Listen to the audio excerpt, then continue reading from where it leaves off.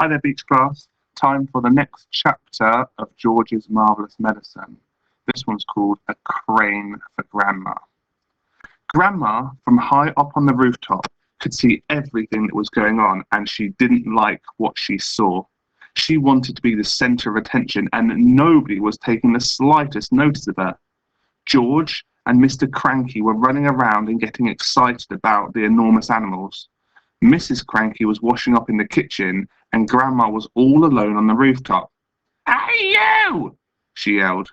"George, get me a cup of tea this minute, you little beast!" "Don't listen to that old goat," Mr. Kranky said. "She's stuck where she is, and it's a good thing, too." "But we can't leave her up there, Dad," George said. "What if it rains?" "George!" Grandma yelled. "Oh, you horrible little boy! You disgusting little worm! Fetch me a cup of tea at once and a slice of carrot cake!" "We'll have to get her out, Dad," George said. "She won't give us any peace if we don't."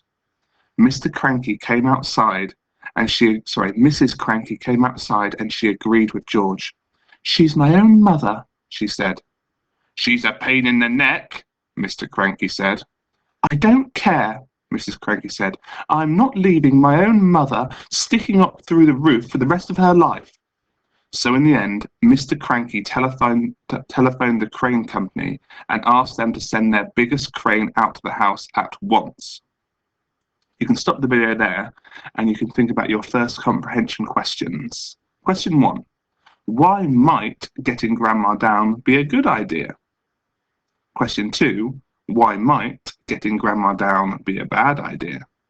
Once you've had a think about those two questions and written down some answers, we can carry on with the story. The crane arrived 1 hour later. It was on wheels, and there were 2 men inside it.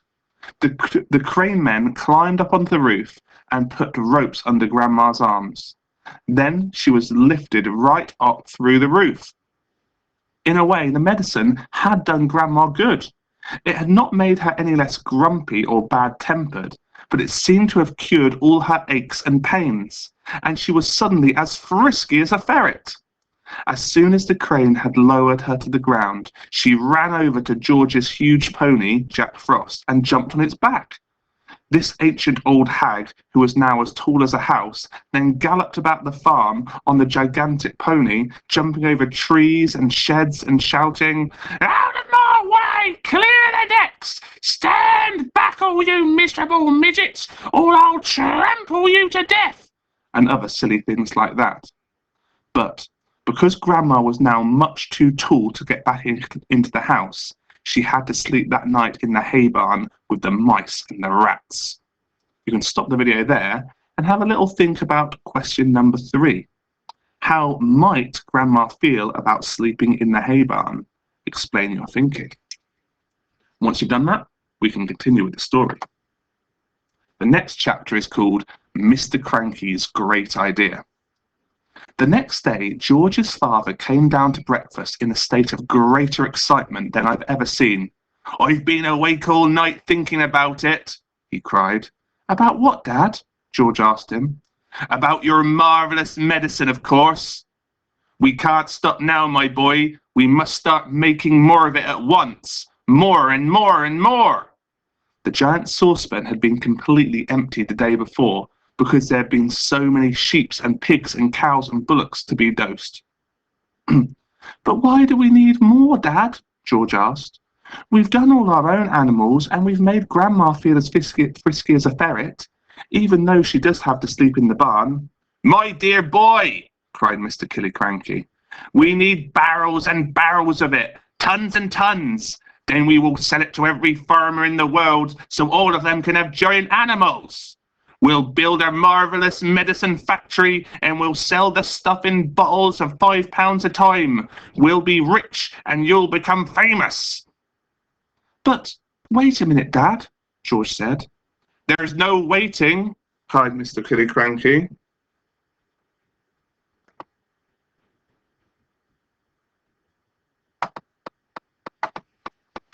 "There's no waiting," cried Mr. Kranky. working himself up so much he put butter in his coffee and milk on his toast. "Don't you understand what this tremendous invention of yours is going to do for the world? No one will ever go hungry again." "Why won't they?" asked George. "Because one giant cow will give 50 buckets of milk a day," cried Mr. Kranky, waving his arms. "One giant chicken will make 100 fried chicken dinners, and one giant pig will have 1,000 pork chops. It's tremendous, my dear boy. It's fantastic. It will change the world." "But wait a minute, Dad," George said again. "Don't you keep on saying wait a minute," shouted Mr. Kranky. You can stop there and listen to and think about question number 4. How might George feel about making lots more of the medicine? Explain your thinking. When you've done that, we can carry on the story. "There isn't a minute to wait. We must get cracking at once."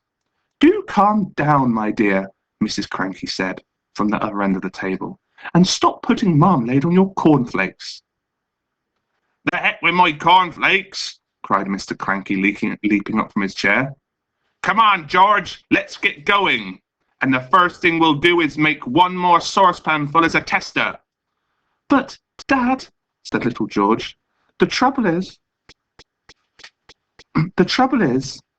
"There won't be any trouble, my boy," cried Mr. Kranky. "How can there possibly be any trouble? All you've got to do is put the same stuff into the saucepan as you did yesterday. And while you're doing it, I'll write down each and every item. That's how we'll get this magic recipe." "But, Dad," George said, "please listen to me." "Why don't you listen to him?" Mrs. Kranky said. "The boy's trying to tell you something." But Mr. Kranky was too excited to listen to anyone except himself.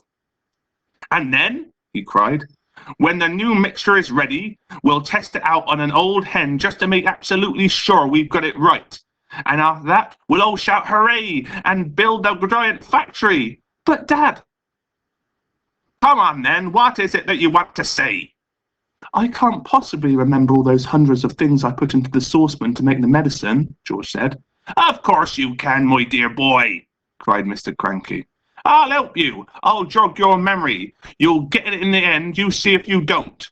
Now then, what was the very first thing you put in?" "I went up to the bathroom first," George said.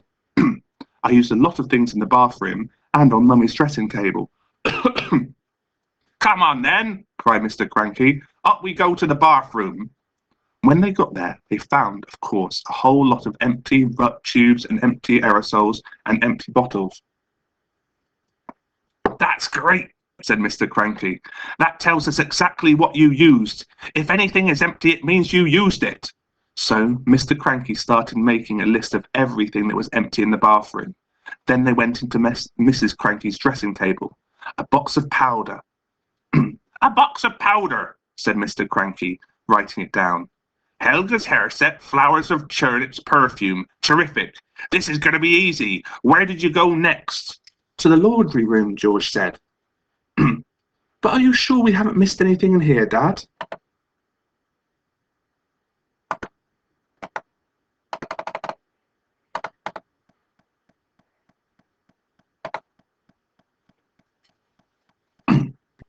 "That's up to you, my boy," Mr. Kranky said. "Have I?" "I don't think so," George said. So down they went to the laundry room, and once again, Mr. Kranky wrote down the names of all the empty bottles and cans. "My goodness me, what a mess of stuff you used," he cried. "No wonder it did magic things. Is that the lot?" "No, Dad, it's not," George said. And he led his father to the shed where the animal medicines were kept, and showed him 5 big empty bottles on the shelf. Mr. Kranky wrote down all their names. "Anything else?" Mr. Kranky asked. Little George scratched his head and thought, but he couldn't remember having put anything else in. Mr. Kranky leapt into his car and drove down to the village and brought new bottles and tubes of cans of everything on his list. He then went to the vet and got a fresh supply of all the animal medicines George had used. "Now you show me how you did it, George," he said. "Come along, show me exactly how you mix them all together." The final question is, why might this new medicine not work in exactly the same way as the first one?